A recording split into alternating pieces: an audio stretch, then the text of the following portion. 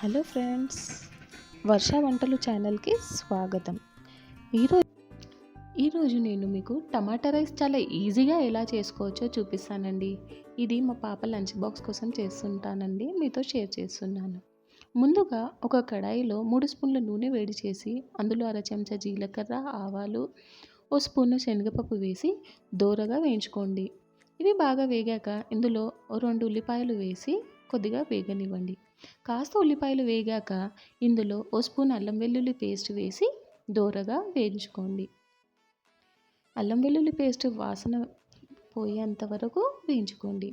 దాని తర్వాత ఇందులో అర చెంచా పసుపు, కొద్దిగా కరివేపాకు వేసి వేయించుకోండి. ఇందులో 2 పచ్చిమిరపకాయలు ఇలా కట్ చేసి వేసానండి. మా పాప కారం తక్కువగా తింటుందనేసి నేను తక్కువగా వేస్తున్నాను. మీరు మీ రుచికి సరిపడా ఎక్కువ తక్కువ చేసుకోవచ్చండి. చూసారా, ఉల్లిపాయలంతా దగ్గరికి బాగా మగ్గాయండి. ఇప్పుడు నేను 3 టమాటాలను ఇలా సన్నగా తరుముకున్నానండి. ఆ తరిగిన టమాటాలు ఇందులో వేసాను. వేసి టమాటాలు బాగా దగ్గర పడి నూనె వదిలేంత వరకు ఫ్రై చేసుకోవాలండి. ఈ రెసిపీ చాలా క్విక్గా అయిపోతుందండి. మీకు నా ఛానల్ నచ్చితే ప్లీజ్ సబ్స్క్రైబ్ చేసుకోండి. ఇందులో రుచికి సరిపడా ఉప్పు వేయండి. బాగా వేగనివ్వండి. చూసారా, టమాటాలు బాగా మగ్గి ఇదంతా దగ్గరికి అయిపోయిందండి. ఒకవేళ వీడియో నచ్చితే please like button ఒత్తేయండి.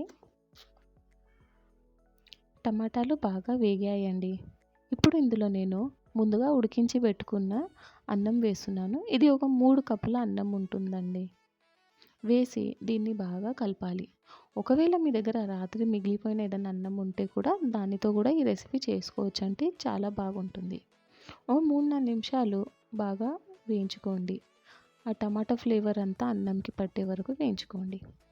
Lunch box కొరకైనా లేదా ఎప్పుడైనా చిన్ను ఆకలి ఉన్నా కానీ ఈ రైస్ చాలా బాగుంటుంది. ఒకసారి ట్రై చేసి చూడండి. ప్లీజ్ సబ్స్క్రైబ్ చేసుకోండి. నా వీడియో చూసినందుకు ధన్యవాదాలు.